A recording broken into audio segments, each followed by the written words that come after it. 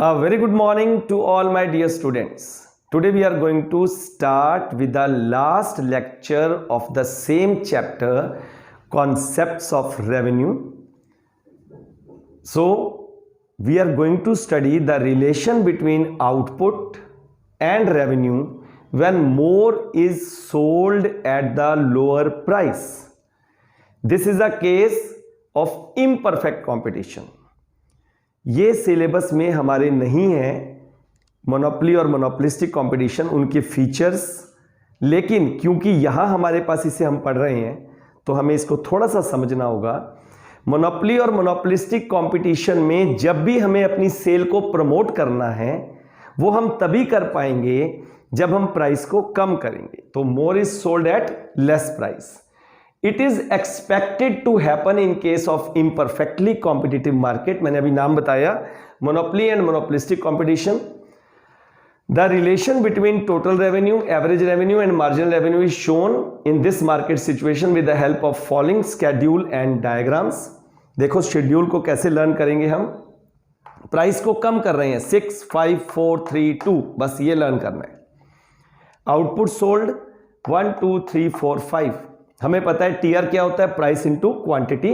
6 1 जा 6, 2 5 जा 10, 3 4 जा 12, 4 3 जा 12, 5 2 जा 10। एआर प्राइस के बराबर होगा, कैसे निकलेगा? TR upon output. 6 divided by 1 6, 10 divided by 2 5, 12 divided by 3 4, 12 divided by 4 3 and 10 divided by 5 2। और ये देखो ध्यान से, एवरेज रेवेन्यू चाहे कोई भी मार्केट हो, परफेक्ट हो या इम्परफेक्ट हो, हमेशा प्राइस के बराबर होगा। हमने इसका प्रूफ भी पढ़ लिया था न्यूमेरिकली, कैसे? AR is equal to TR upon quantity, TR is equal to P into quantity upon quantity, quantity quantity cancel and AR is equal to price per unit. और MR change in the TR, देखो पहला तो 6, 10 minus 6 4, 12 minus 10 2, 12 minus 12 0 and 10 minus 12 minus 2। अब हम तीनों तरह के इसके पढ़ेंगे, टीआर कैसा है, एआर कैसा है, एमआर क्या है इस मार्केट में। देखो बिहेवियर ऑफ टीआर, अब ध्यान से देखो। टीआर के 3 फेजेस हैं।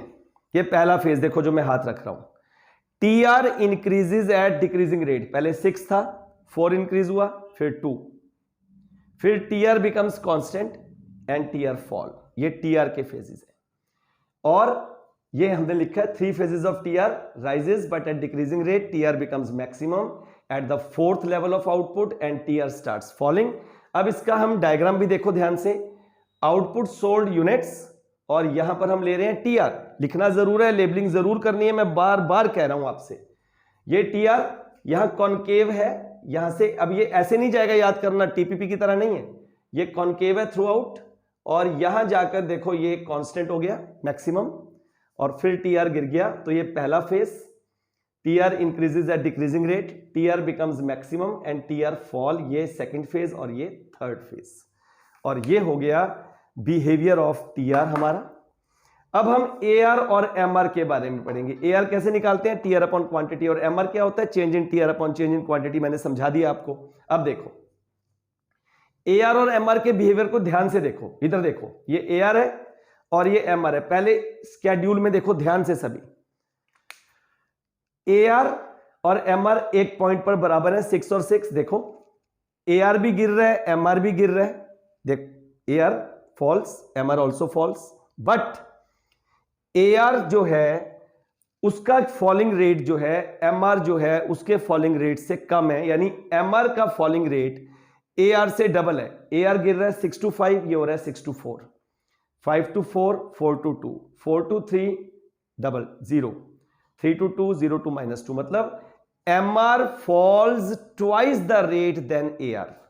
और AR क्योंकि प्राइस है, प्राइस कैन नेवर बी 0, तो AR always remains positive, but MR can be positive, MR can be 0 and MR can be negative. अब हम इसको डायग्रामेटिकली दिखा रहे हैं। Units of output sold AR MR in rupees, y axis y dash, और ये हमारा ओरिजिन O और X। पहले यहां से एक पॉइंट ले लेना है, मैं आपको इजी वे बता रहा हूं। यहां से एक पॉइंट लेकर पहले AR कर्व को ऐसे ड्रॉ कर लो और एक लाइन यहां से खींच लो। पहले देखो ध्यान से, इस लाइन का सेंटर ले लो और यहां से अपना MR कर्व क्रॉस कर दो। अब हमारा बन गया AR falls, MR also falls, but MR fall twice the rate than AR. Therefore, MR curve lies to the center of y-axis and AR curve. इन दोनों के बिल्कुल सेंटर में है और यही हमने देखो यहां लिखा हुआ है, as output is increased, both MR and AR fall. MR falls at twice the rate than AR and MR is less than AR throughout. देखो MR हमेशा AR से कम है.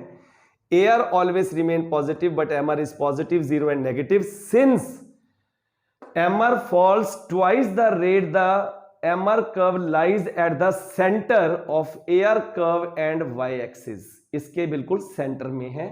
So AB is equal to BC as shown below. तो ये हमारा हो गया behavior of AR and MR in case of imperfectly competitive market या when more is sold at less price. अब चलते हैं हम TR और MR में रिलेशन क्या है. यहां देखो ये TR और ये MR. Relation between TR and MR in case of imperfectly competitive market, it is shown diagrammatically as below. यहां पर भी आप इसको टेबल से देख लो. When TR increases at decreasing rate, MR fall but remain positive. When TR is constant, MR is 0. When TR falls, MR becomes negative. यहां देखो TR rise हो रहा है, MR positive. TR constant, MR 0. TR गिर गया, MR negative. और यहां पर TR शो करेंगे आउटपुट सोल्ड. यहां पर MR, ये हमारा y एक्सिस और ये हमारा y डैश एक्सिस. और देखो यही लिखा हुआ है, when TR rises at decreasing rate, MR falls but remains positive.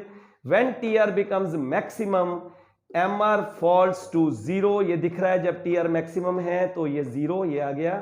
When TR starts falling, MR becomes negative. जब ये गिरेगा तो ये नेगेटिव हो जाएगा.